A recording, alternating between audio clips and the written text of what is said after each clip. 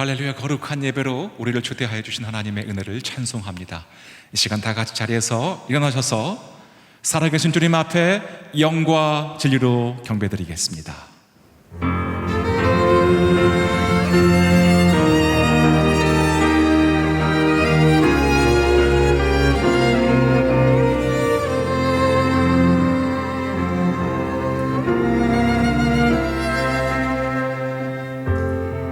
지극히 높은 주님의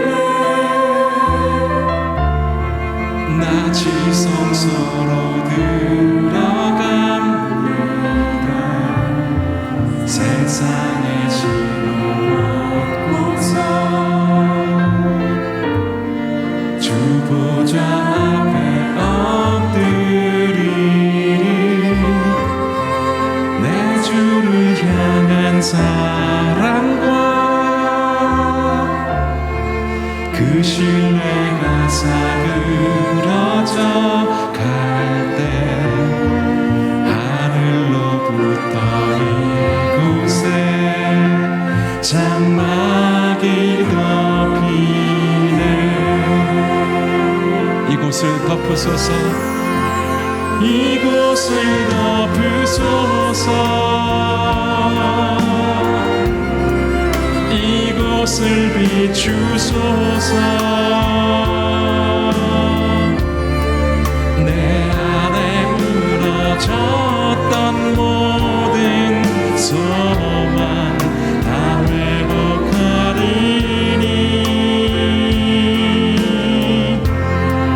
이곳을 지나소서,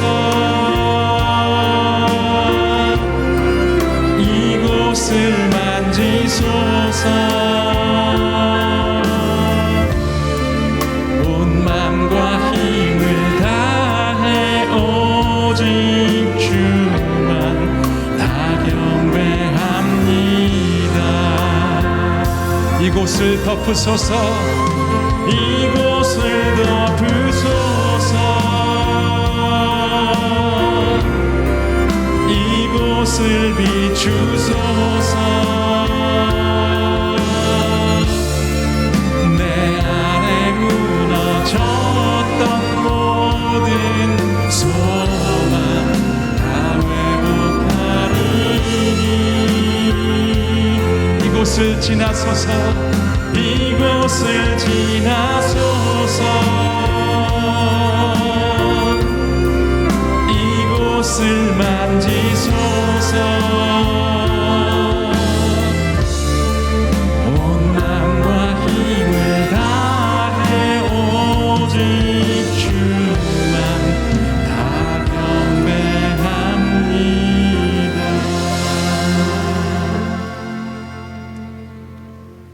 온 땅이여 하나님께 기쁨의 소리를 외치라.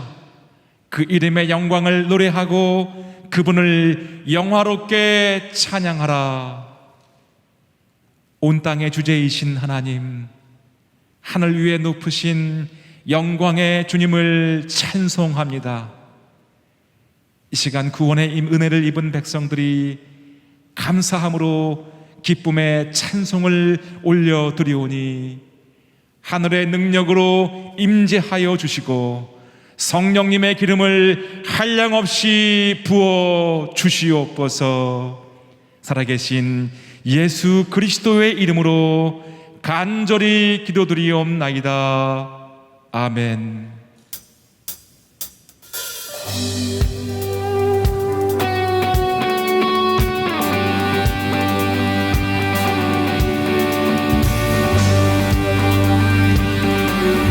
우리를 구원하신 하나님께 우리 전심으로 경배만 나아가도록 하시겠습니다. 찬양 중에 눈을 들어주는 주를 보내. 소망 중에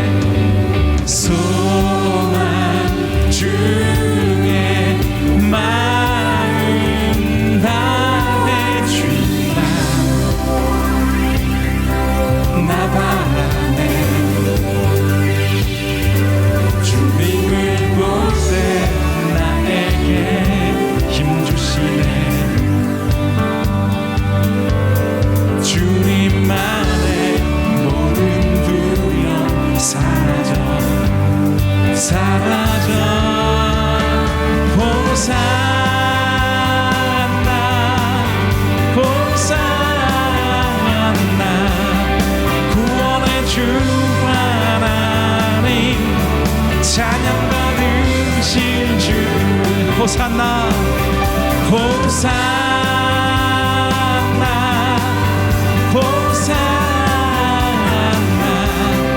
내 안에 임하셔서 주님의 뜻 이루소서.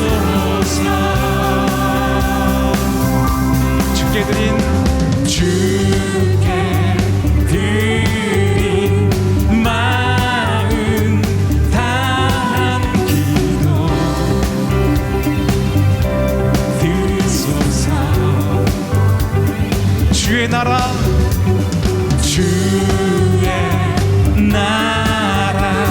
상한 영혼들을 새롭게 해. 아멘. 주님을 볼 때 나에게 힘주시네. 주님만의 모든 두려움 사라져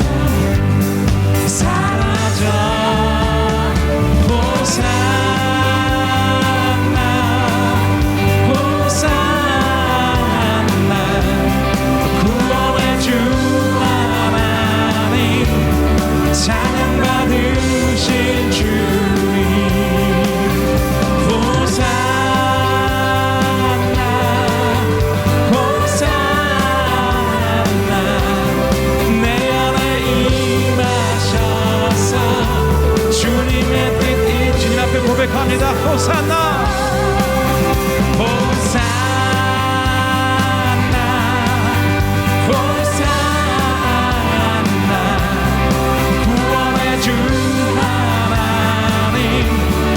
찬양받으실 주님 호산나 호산나 내 안에 임하셔서 주님의 뜻 이루소서.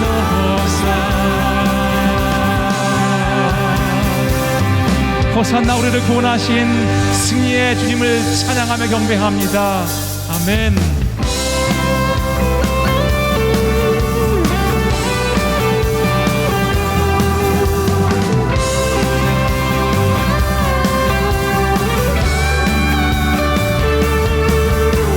예수 주 승리하심 찬양해. 예수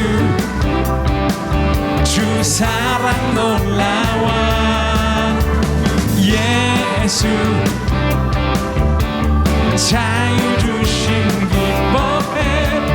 예수 생명. 다시 한번 선포합니다. 예수 주 승리하심. 예수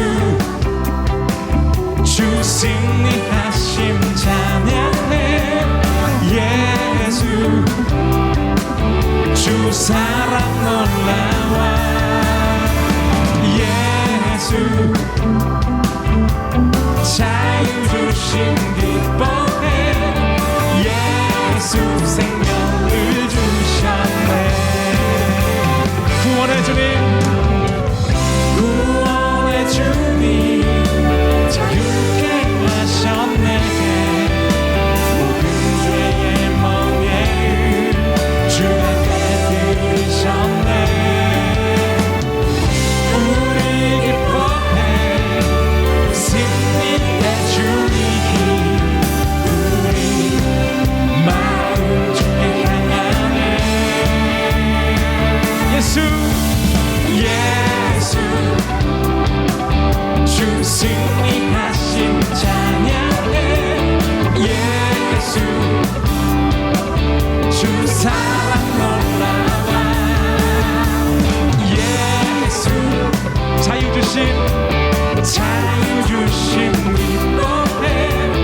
예수 생명을 주셨네. 주님의 성령 주님의 성령 담대히 주께 나가 능력을 얻었네. 주인들 안에서 언제든 사라져 우리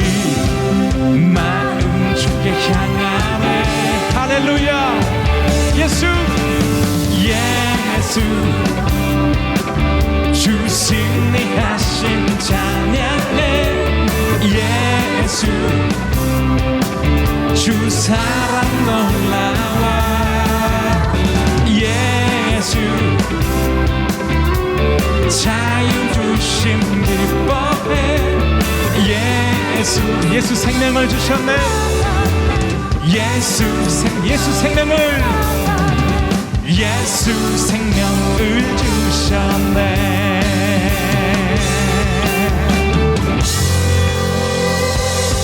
우리에게 생명을 주신 승리하신 예수 그리스도의 이름을 찬양하며 경배합니다. 아멘.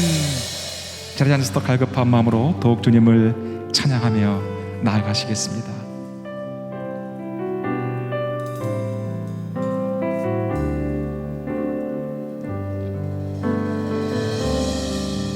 주가 보이신 생명의 길, 나 주님과 함께 상한 마음을 들이며 주님 앞에 나아가리.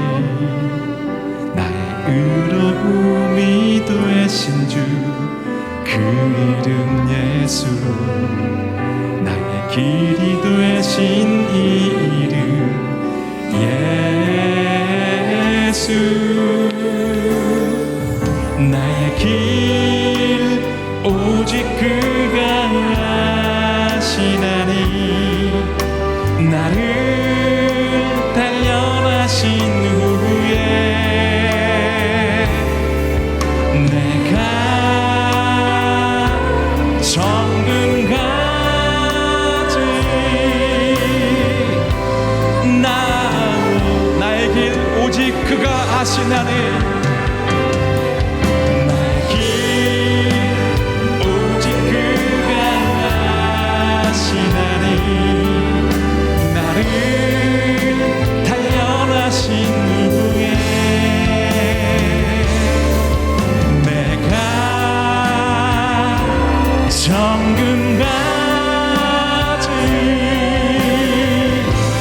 다시 한번 믿음으로 선포하며 나아갑니다.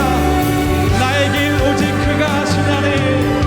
나의 길 오직 그가 아시나니. 나를 단련하신 후에 내가 정금같이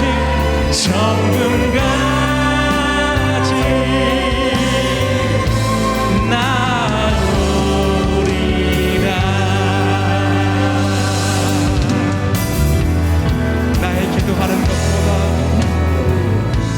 나의 기도하는 것보다 더욱 응답하실 하나님. 나의 생각하는 것보다 더욱 이루시는 하나님. 우리 가운데 역사하신 능력대로 우리들의 간구함을 넘치도록 능히하신 모든 영광과 존귀 찬양과 모든 영광과 존귀 찬양과 경배를 올릴지어다.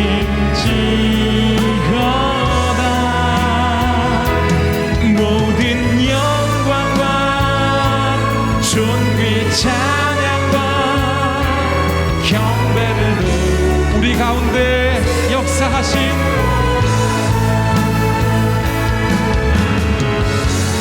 우리 가운데 역사하신 능력대로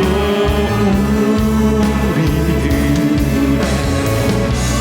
간구함을 넘치도록 주님께 두 손을 붙들고 온 마음 다해 함께 찬양합니다. 모든 영광과 존귀 찬양과 경배를 돌릴지어다. 모든 영광과 존귀 찬양과 경배를 모든 영광과 존귀 찬양과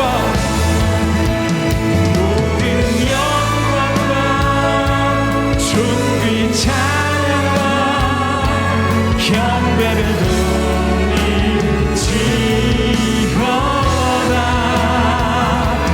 모든 영광과 존귀 찬양과 경배를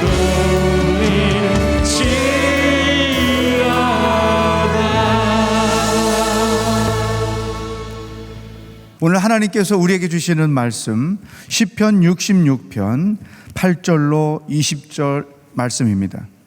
우리말 성경 시편 66편 8절로 20절 말씀 저와 함께 교독하겠습니다. 여러분 예배하는 그 자리에서 함께 말씀을 나눠주시면 좋겠습니다. 제가 먼저 8절을 읽겠습니다.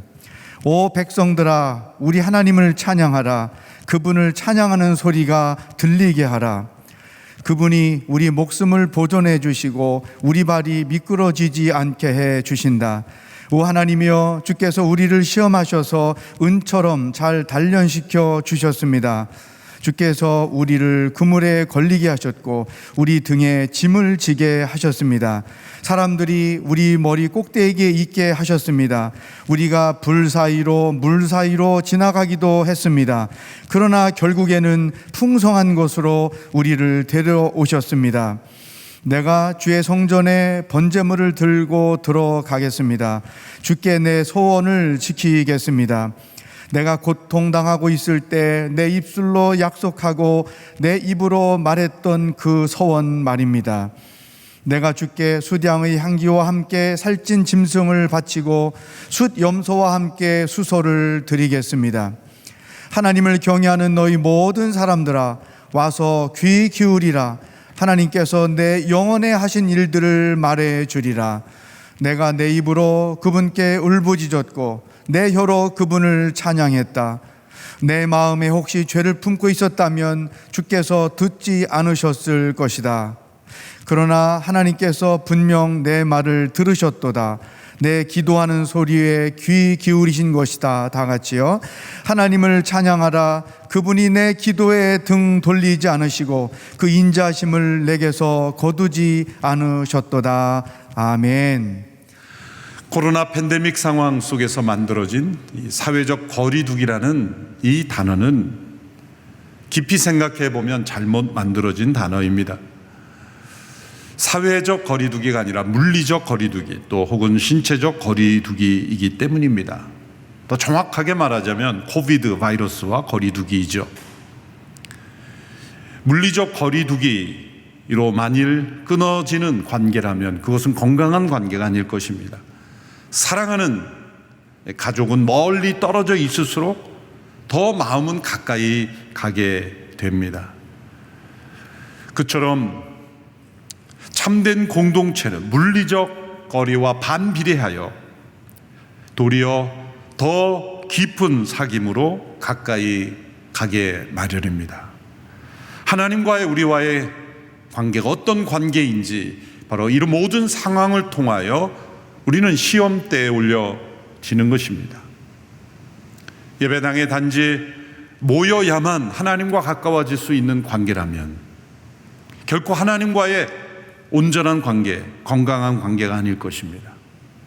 함께 모여 예배 드리는 것이 필요 없다는 뜻이 아니라 이 어떤 상황에 처해 있든지 도리어 하나님과의 더 깊은 관계 속에 나아가는 이 기간이 되어야 한다는 것입니다. 성도들과의 관계도 마찬가지입니다. 물리적 거리두기 또 방역을 통한 거리두기가 교회 성도들 간의 그 영적인 사귐을 무너뜨릴 수 없으며 도리어 더 깊은 영적 사귐으로 나아가야 할 줄로 믿습니다. 또한 교회가 돌봐야 될 소외된 이웃을 향한 그 관심과 사랑이 더욱 더 가까이 나아가는, 사회적으로는 더 가까워지는 그런 기간이 되어야 할 것입니다. 교회가 역사적으로 이런 재난과 위기를 만날 때마다 초대교회의 역사를 다시 기억해 보아야 합니다. 마지막 사도가 죽은 주후 100년경부터 주후 451년 중요한 회의였던 칼케돈 공의회에 이르는 이 시기를 역사가들은 교부시대라고 부릅니다. 이 시기에 교회는 박해의 그늘 아래 살아야 했습니다. 초기 사도들의 활동에 대하여 로마 제국이 그다지 관심을 기울이지 않았지만 많은 이들이 이 영적인 운동에 함께 참여하게 되면서 점차 위협을 느끼게 되고 심지어 핍박하게 되었습니다. 조롱과 차별만이 아니라 심지어 그리스도인으로 개종하면, 회심하면 죽음의 가능성이 늘 존재했던 시대입니다. 교회는 사회적 영향력이 있었던 시대가 아니었습니다. 도리어 많은 억울한 책임을 뒤집어 쓰는, 누명을 뒤집어 쓰는 그런 시대였죠. 실제로 네로 황제는 로마 대화제의 책임을 그리스도인들에게 억울하게 누명을 씌워서 수많은 성도들을 처형하기도 했습니다. 인간적으로 생각하면 교회가 성장할 수 있는 조건들은 하나도 없었습니다. 오히려 정반대의 조건들만 있었던 시대입니다. 그런데 이 시기에 교회는 급속도로 성장했습니다. 그 속도가 너무나 급속해서 4세기 초에 이르렀을 때 로마 제국의 인구의 8%에서 12%의 사람들이 그리스도인이 되었습니다. 이러한 교회의 성장은 세속 권력의 힘으로 이루어진 것이 아닙니다. 도리어 어떤 세속 권력, 어떤 타락한 권력의 핍박에도 무너질 수 없었던 복음의 능력으로 이루어진 것입니다. 당시에도 전염병의 재난들이 창궐하였고 또한 타락한 세속 권력들의 핍박과 박해가 있었습니다.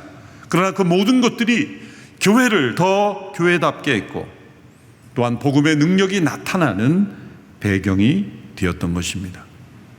초대교회 성장은 사람들을 교회에 초청함으로써 이루어진 것이 아니라 이 세상과 다른 믿음과 인내와 사랑으로 복음을 말이 아니는 삶으로 살아냄으로써 일어난 것입니다. 그러므로 이러한 재난의 때일수록 교회가 우리 자신 중심이 아니라 이 세상 속에 어떻게 하면 소금과 빛이 될 수 있을 것인가 기도하며 판단하는 것이 매우 중요한 것입니다. 하나님께서 이 코로나 팬데믹으로 인류를 시험하고 계십니다. 특별히 하나님의 백성들을 단련하고 계십니다. 이러한 기간을 통하여 우리의 믿음이 참된 믿음이 되고 교회가 참된 교회로 변화되지 않으면 이런 재난을 극복할 수 없을 것입니다. 또 이 재난을 통하여 하나님께서 우리를 변화시키고자 하는 그 뜻이 이루어지지 않을 것입니다. 오늘 본문 시편 66편 말씀으로 이 재난의 상황을 어떤 믿음의 태도로 이길 것인지 교훈을 얻고자 합니다. 시편 66편은 크게 두 부분으로 나누어집니다. 첫 번째 부분은 놀라운 기적적인 일을 통하여 위대하신 능력을 베푸시는 하나님을 찬양하는 것입니다. 1절에서 9절의 말씀을 보시면 택하신 백성들을 출애굽시키실 때 바다를 육지로 변하게 하시는 듯 그런 놀라운 기적들을 통하여 역사하신 하나님을 찬양하는 내용입니다. 시편 66편 3절에서 5절의 말씀입니다. 하나님께 고백하라. 주께서 하신 일들이 놀랍습니다. 주의 능력이 얼마나 위대하신지 주의 적들이 주 앞에서 복종합니다. 온 땅이 주께 경배하고 주를 찬송합니다. 주의 이름을 찬송합니다. 하나님께서 하신 일들을 와서 보라. 사람의 자손들을 위해 이렇게 놀라운 일들을 하신다. 출애굽은 하나님의 위대한 능력을 보여주신 기적입니다. 하나님의 원수들이 하나님의 능력 앞에 복종하고 무너진 사건입니다. 우리가 하나님을 찬양하고 예배해야 되는 이유는 우리 하나님이 위대하시며 놀라운 일을 행하시기 때문입니다. 그런데 성도들조차 때로 이렇게 생각할 수 있습니다. 하나님께서 다른 사람을 위해서는 놀라운 일을 행하시는데 나를 위해서는 어떠한 능력도 행하시지 않는 것 같이 느껴질 수 있습니다. 그러나 그것은 오해요, 착각입니다. 우리가 이 코로나 팬데믹을 통해 매우 중요한 교훈을 깨닫고 있습니다. 그것은 우리가 당연한 것으로 여겼던 모든 것들이 결코 당연한 것이 아니었다는 것이죠. 이 모든 것이 위대하신 하나님의 능력, 그리고 기적과 같은 하나님의 은혜로 이루어진 결과였습니다. 우리가 과거에 당연하게 누렸던 것을 다시 회복시켜 주시는 그 하나님의 기적을 우리는 기도해야 하는 상황입니다. 인간의 능력으로 백신이 개발돼도 계속되는 변이를 과연 이겨낼 수 있을지 우리는 장담할 수 없는 이 상황 속에서 우리는 놀라운 능력으로 함께 하시는 하나님의 그 능력 베푸심을 기도해야 할 것입니다. 그렇다면 우리가 일상 속에서 누렸던 모든 것들이 얼마나 크신 하나님의 능력으로 베풀어진 은혜인지 우리는 그것을 다시 생각해 봐야 합니다. 그런데 10절부터 두 번째 부분으로 다른 주제로 하나님을 찬양하고 있습니다. 그것은 우리를 시험하시고 단련하시는 하나님을 찬양하는 내용입니다. 시편 66편 10절에서 12절 전반부까지의 내용입니다. 오 하나님이여, 주께서 우리를 시험하셔서 은처럼 잘 단련시켜 주셨습니다. 주께서 우리를 그물에 걸리게 하셨고 우리 등에 짐을 지게 하셨습니다.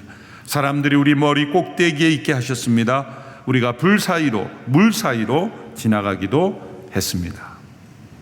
하나님께서는 자기 백성을 위해 큰 능력으로 은혜 베푸시는 분이시만 동시에 자기 백성을 시험하시고 단련하시는 하나님이심을 고백합니다.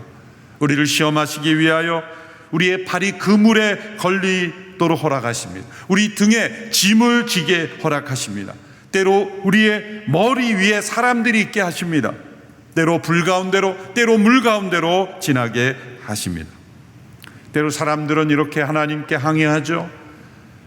인간이 죄의 그물에 걸리지 않도록 하나님께서 그 그물을 치워주셨으면, 사람들의 등에 이 죄의 짐을 하나님이 짓지 않도록 해주셨으면 인간이 죄인이 되지 않을 수 있지 않았는가 항의합니다.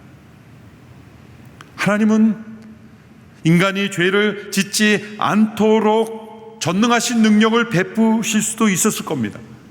그러나 하나님이 인간을 자유의지를 가진 존재로 창조하셨고 그 자유의지로 죄악을 택하였을 때 스스로 사람이 만들어 놓은 죄의 그물에 걸리게 하시고 죄의 짐을 지게 하시고 자신의 머리 위에 하나님이 아닌 사람이 있게 하고 불 가운데로 물 가운데로 스스로 택한 그 길을 하나님께서 허락하시는 까닭은 무엇일까요? 스스로 택한 그 길에서 그물에 걸려 넘어지고 죄의 짐을 스스로 등에 지고 때로는 불 가운데로 때로는 물 가운데로 지나가도록 허락하시는 것은 우리를 시험하시고 단련하심으로써 더 크신 하나님의 은혜, 더 크신 구원의 은총, 더 놀라우신 자유를, 더 크신 하나님의 풍성하심을 깨닫고 하나님을 찬양하도록 하시기 위함입니다. 그래서 타락 이전에 인간이 하나님을 알고 하나님을 예배하는 그 감격보다 인간이 스스로 죄의 그물과 죄의 짐으로 예수 그리스도의 십자가의 은총으로 자유케 되고 구원받은 영혼이, 그리고 이 시험과 단련을 통과함으로 하나님을 아는 영혼이 하나님께 드려지는 이 찬양과는 비교할 수 없는 놀라운 하나님의 은혜를 찬양하게 되는 것입니다. 이 코로나 팬데믹은 분명 하나님께서 인간이 하나님 없는 세상을 꿈꾸고 살아온 문명의 제동을 거시고 인류를 시험하시고 단련하시는 겁니다. 특별히 믿음의 사람들에게는 그 신앙을 단련하시는 것입니다.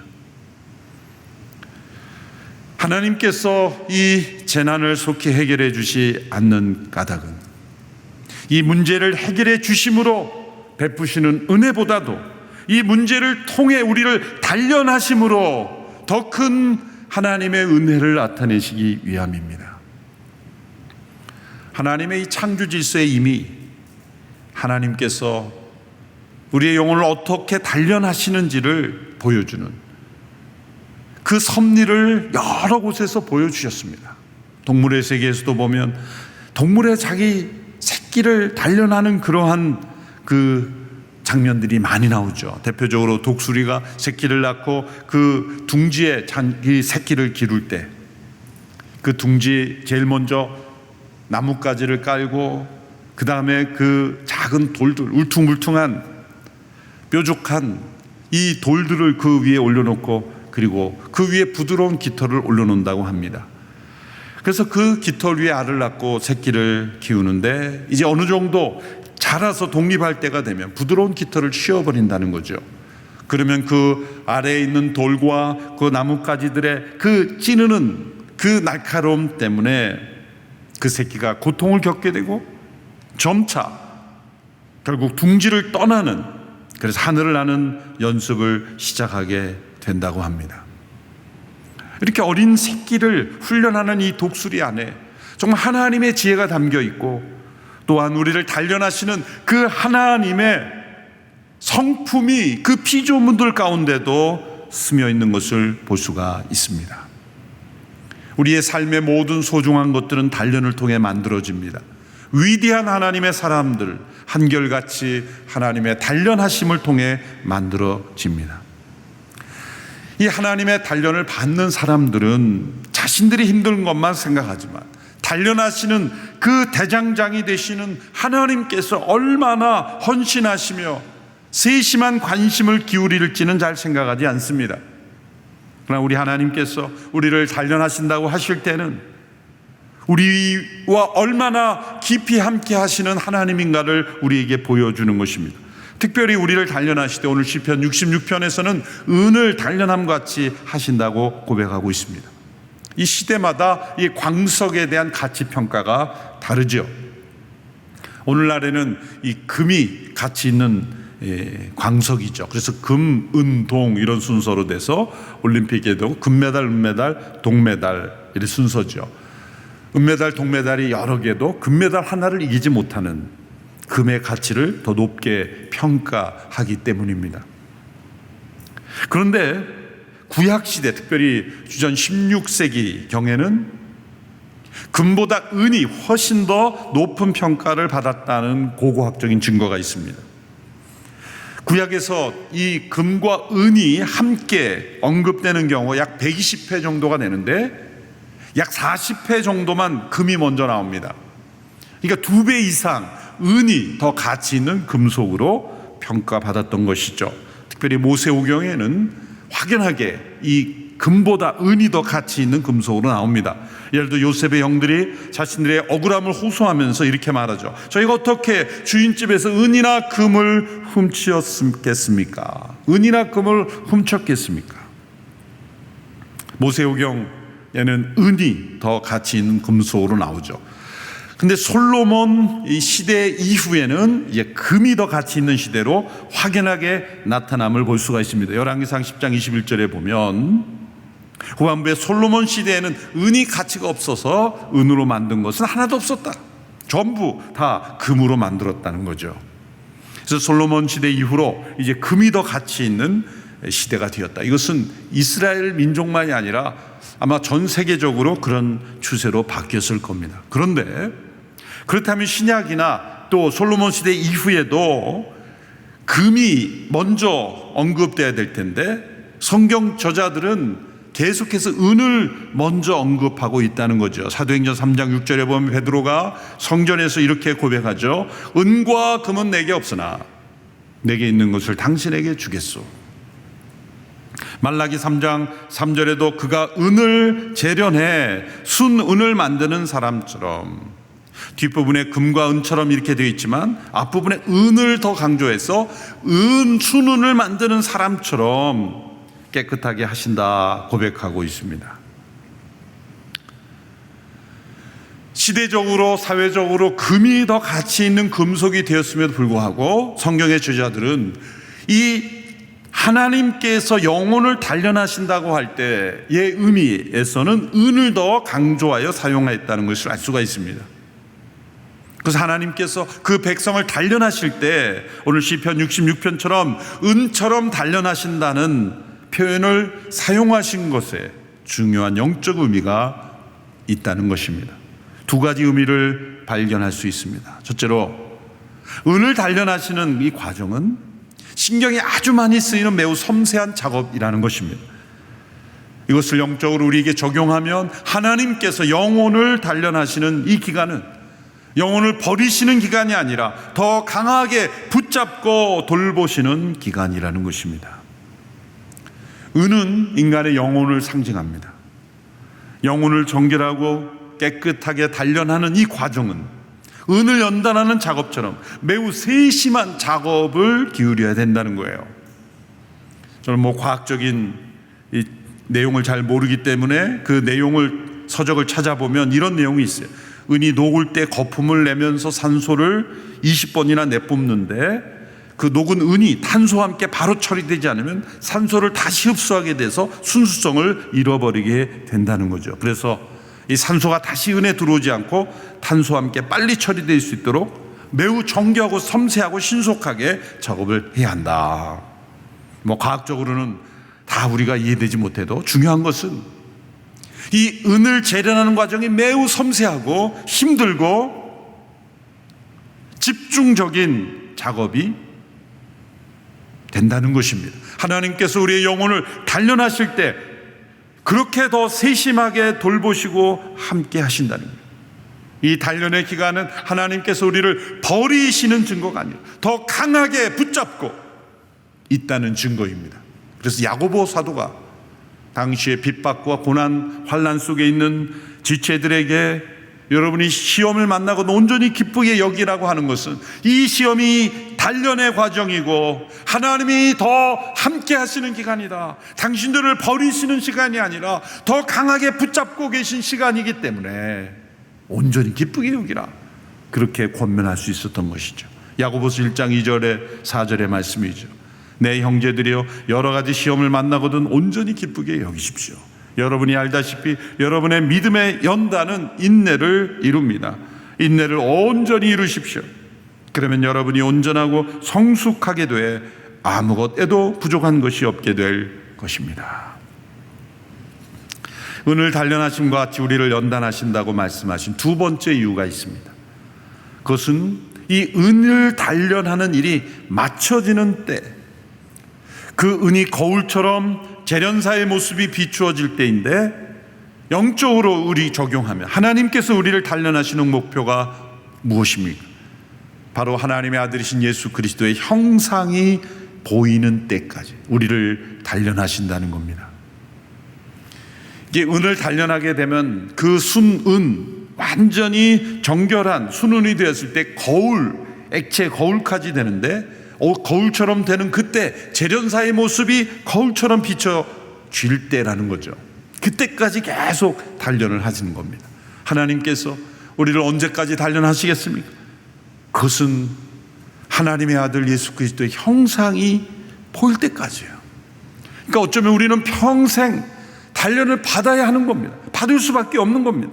예수 그리스도를 닮을 때까지 우리를 단련하시니 평생 우리는 하나님께 붙잡혀 살아가야 한다.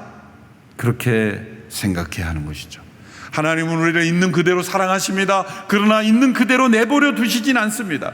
있는 그대로 우리를 받아주시지만 절대로 그대로 내버려 두시지 않습니다. 사랑하시기에 우리가 예수님처럼 닮게 하시기 위하여 우리를 단련하시는 겁니다.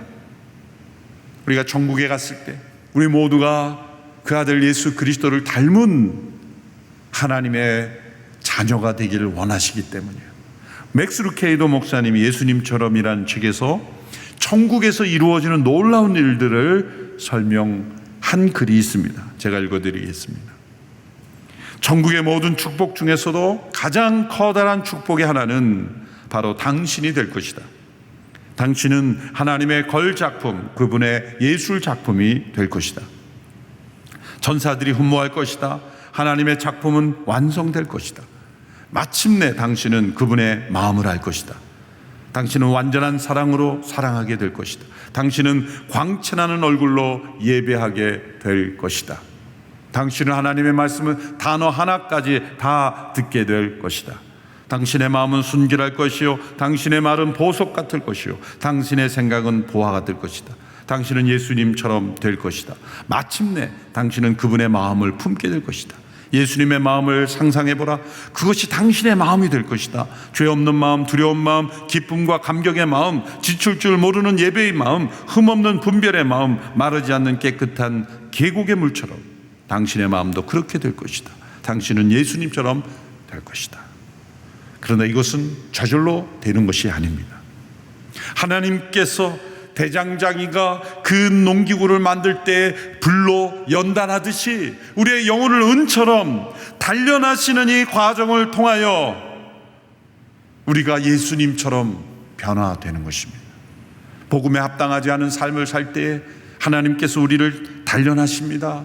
우리가 스스로 죄의 그물에 걸리고 죄의 짐을 지고 살아갈 때 하나님께서 모든 과정을 통하여 우리를 단련하셔서 우리를 정결하고 흠없는 예수 그리스도를 닮은 영혼으로 우리를 은처럼 단련하신다는 겁니다. 욥이 이 단련을 경험했죠. 그 단련의 한복판에서 그는 이렇게 고백했습니다. 욥기 23장 10절의 말씀. 그러나 내가 가는 길을 그가 하시나니 그가 나를 단련하신 후에는 내가 순금같이 되어 나오리라. 욥이 알 수 있는 것은 단 한 가지뿐이었습니다. 하나님께서 지금 자신을 단련하고 계시다는 것, 그리고 그것이 끝나면 자신은 순금 같은 영혼이 될 것이라는 겁니다. 이 욥기에 대한 많은 해석이 있죠. 분명히 잘못된 것은 무죄한 자도 고난받을 수 있다, 죄 없이도 고난받는다, 그것은 틀린 해석입니다. 욥기에 대한 올바른 해석은 욥과 같은 의인도 회개해야 될 죄가 있다면 하물며 우리와 같은 사람은 얼마나 많이 회개해야 되는가. 욥과 같은 의인도 단련받아야 하는 영혼이라면 하물며 우리는 얼마나 더 많은 단련을 받아야 하는가. 그것을 우리에게 깨닫게 하시기 위하여 욥이 그 고난을 받았던 것입니다. 사무엘 루터포드라는 청교도 목회자는 극심한 이 단련의 한복판에서 이렇게 외쳤습니다. 망치와 쇠붙이를 자르는 줄과 용광로를 인하 하나님을 찬양하라. 망치와 줄, 용광로 모든 것이 다 이 단련, 대장장이가 사용하여 단련하는 도구들이죠. 자르고 태우고 부수고 하나님께서 우리의 영혼을 순수한 영혼으로 만드시기 위하여 우리를 단련하시는 모든 것을 위하여 하나님을 찬양하라, 그렇게 고백했습니다. 그 이유를 히브리서에서는 또 다른 표현을 쓰죠. 하나님께서 사랑하시는 자녀이기 때문에. 히브리서 12장 6절에서 7절, 11절에서 12절의 말씀을 보십시오. 주께서 사랑하시는 사람을 연단하시고 아들로 받으신 사람들마다 채찍질하신다라고 하셨습니다. 연단을 견뎌내십시오. 하나님께서는 여러분을 아들을 같이 대하십니다. 아버지가 연단하지 않는 아들이 어디 있습니까? 모든 연단이 당신은 즐거움이 아니라 괴로움으로 보이지만 나중에는 그것을 통해 연단된 사람들에게 의로운 평화의 열매를 맺게 합니다. 그러므로 여러분 피곤한 팔과 연약한 무릎을 강하게 하십시오. 히브리서도 흩어져 고난과 박해 속에 있는 성도들에게 준 위로와 격려의 편지였습니다. 우리가 지금 겪고 있는 이런 재난과 비교할 수 없는 단련 속에 있었던 성도들에게 하나님이 사랑하시기에 단련하시는 겁니다. 아들로 받으시기에 채찍질 하십니다. 즐겁지 않은 이 단련이지만, 괴롭지만, 그러나 이제 의로운 평화의 열매를 맺을 것입니다. 이 의로운 평화, 이 세상 사람들에게는 상상이 가지 않는 단어죠. 사람들은 이 정의 아니면 평화 둘 중에 하나를 주장합니다. 정의를 부리는 사람은 평화를 깨트립니다. 평화를 부리는 사람은 정의를 왜곡시킵니다. 이 정의와 평화가 어떻게 함께 열매를 맺을 수 있겠습니까? 오직 그것은 예수 그리스도의 십자가밖에 없습니다. 십자가에서만 정의와 평화가 입맞추고 열매 맺는 자리이기 때문입니다. 하나님의 아들 예수 그리스도의 십자가, 그분이 우리를 대신하여 죽으시고 우리를 다시 살리신 그 은혜로 말미암아 예수 그리스도 안에서 우리는 어떠한 연단도, 어떠한 고난도, 어떠한 시험도, 하나님이 우리를 더 정결하게 하시는 사랑으로 믿고 이제 이 정의와 평화의 열매를 맺는 하나님의 백성으로 변화시킨다는 것이죠. 그래서 시편 66편 기자는 이제 후반부에서 이 단련함을 통과함으로 결국 풍성한 곳으로 우리를 인도하심을 찬양하고 있습니다. 66편 12절 이하의 말씀이죠. 그러나 결국에는 풍성한 곳으로 우리를 데려오셨습니다. 내가 주의 성전에 번제물 들고 들어가겠습니다. 주께 내 서원을 지키겠습니다. 내가 고통당하고 있을 때 내 입술로 약속하고 내 입으로 말했던 그 소원 말입니다. 이 단련함을 통해 풍성한 곳으로 인도하시는 하나님을 어떻게 경험하고 있습니까? 두 가지를 경험해요. 첫 번째, 고통 속에서 하나님께 서원한 바를 지키게 됩니다. 사람들은 이 고통 속에 처하게 되면 하나님을 찾고 하나님 앞에 서원하게 됩니다. 하나님, 이 고통을 지나가면 정말 하나님 말씀대로 살겠습니다. 거룩한 삶 살겠습니다. 순종하며 살겠습니다. 이렇게 고통 속에서 하나님은 우리의 마음속에 있는 거룩한 소원을 이끌어내시는 겁니다. 우리가 어떻게 살아야 할지를 우리 스스로 고백하게 하는 것입니다. 서원은 단지 고난만을 피하기 위해서 내뱉는 그러한 거짓말이 아니라 고통 속에 있을 때 하나님께서 우리가 어떻게 살아야 할지를 그 기도를 통해 이끌어내시는 거죠. 그 서원대로 행하게 되는 거예요. 두 번째는 그 고통 속에서 하나님께 더욱 귀 기울이게 됩니다. 16절 17절의 말씀을 보십시오. 하나님을 경외하는 너희 모든 사람들아 와서 귀 기울이라. 하나님께서 내 영혼에 하신 일들을 말해주리라. 내가 내 입으로 그분께 울부짖었고 내 혀로 그분을 찬양했다. 이 단련의 과정 속에 고통받는 영혼이 하나님께 더 민감하게 귀를 기울이며 그분의 음성을 듣고 동행하게 됐다는 거죠. 예전에는 무시했던 작은 죄까지도 발견하고 회개하게 됩니다. 일상 속에서는 경험하지 못했던 비상적인 기도, 하나님의 친밀하신 임재, 말씀하시는 하나님의 음성을 더 민감하게 듣게 됩니다. 이것이 단련함을 통해 이르게 되는 풍성함입니다. 풍성한 삶이란 문제없는 삶이 아닙니다. 문제 속에 문제와 함께 하나님의 풍성함으로 나가는 거예요. 고통이 없는 삶이 아니라 고통 속에서 고통과 함께 더 순수하고 더 강하게 하나님과 동행하는 것입니다. 고통과 재난이 무너뜨릴 수 없는 그런 하나님과 연합된 삶, 이것이 풍성함입니다. 단련함이 없이는 이 풍성함이 없어요. 우리는 이 단련되는 과정 없이 풍성한 삶을 기대하기 때문에 영적 생활이 진보가 없는 것입니다. 이 영적 풍성함은 반드시 단련함을 통과하게 돼 있어요. 열매 맺는 삶은 반드시 이 단련을 통과합니다. 우리를 은처럼 단련하시는 그 하나님은 우리를 사랑하시는 하나님이십니다. 사랑하시기에 단련하시고, 사랑하시기에 채찍질하시고, 사랑하시기에 때로 그물을 허락하시고 짐을 허락하시고 때로 우리를 넘어지도록 허용하시기도 합니다. 그러나 우리를 단련하시는 하나님께서 우리를 더 강하게 붙잡고 더 세밀히 보살피시고 우리를 더 인도하시며 우리 안에서 살아계신 예수 그리스도 그분의 형상이 나타나기까지 우리를 끊임없이 단련하심으로 우리를 통해 영광받기 원하시는 겁니다. 우리를 단련하시는 그 하나님을 찬양합시다.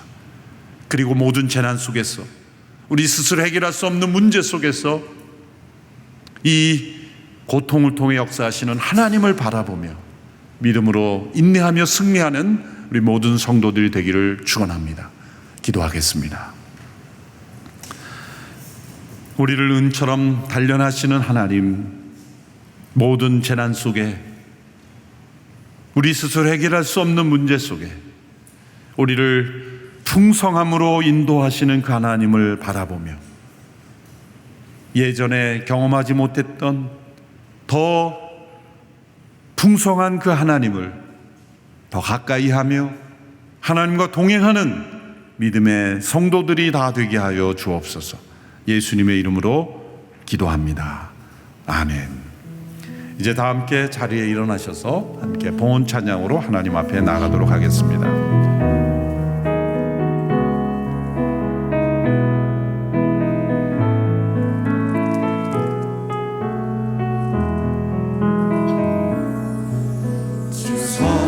능력으로 안으시네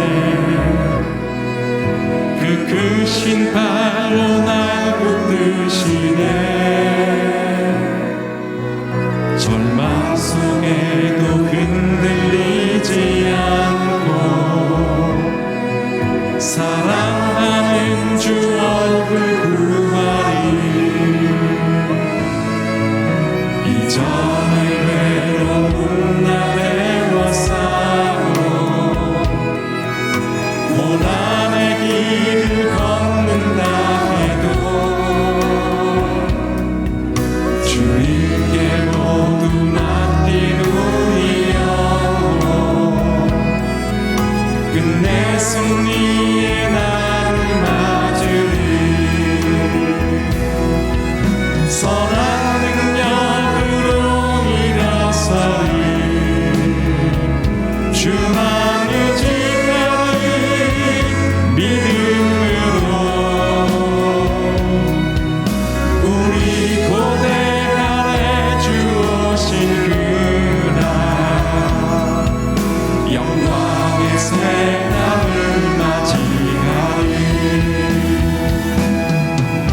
주님이 나신 고난의 승자는 우리도 감사하며 받으리 주님의 남은 고난 채워가며 예수와 복음 위에 살리라 선한 능력으로 일어서리 믿음으로 우리 고대 안에 주오실 그날 영광의 새날을 맞이하리 영광의 새날을 맞이하리 영광의 새날을 맞이하리 하나님 아버지, 이 한 주간을 어떻게 살아야 하는지 말씀해 주시니 감사합니다. 코로나로 인하여 신앙적으로 생활적으로 여러 가지 어려운 일들을 겪고 있습니다. 그러나 개인과 가정과 우리 사회와 교회가 은처럼 단련받고 있다는 믿음을 가지고 어떤 시험이 닥쳐온다 할지라도 담대하게 승리하며 살아가게 하여 주옵소서. 예수님의 형상을 드러내는 아름다운 열매가 맺어지는 기회가 되게 하여 주시옵소서.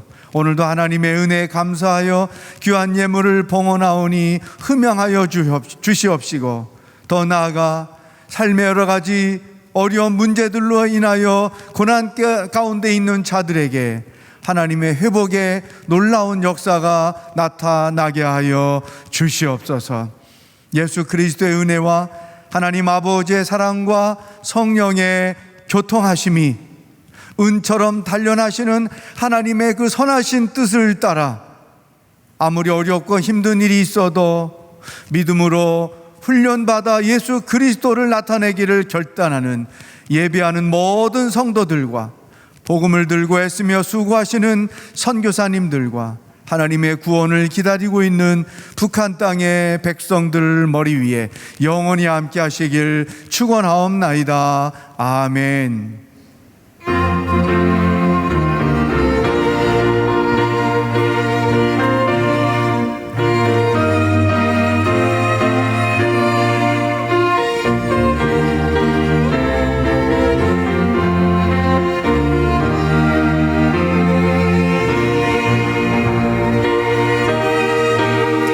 살아계신 하나님을 찬양합니다.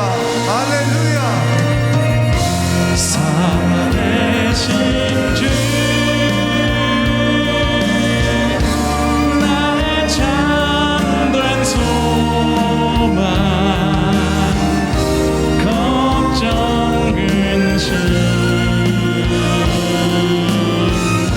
전혀 없네.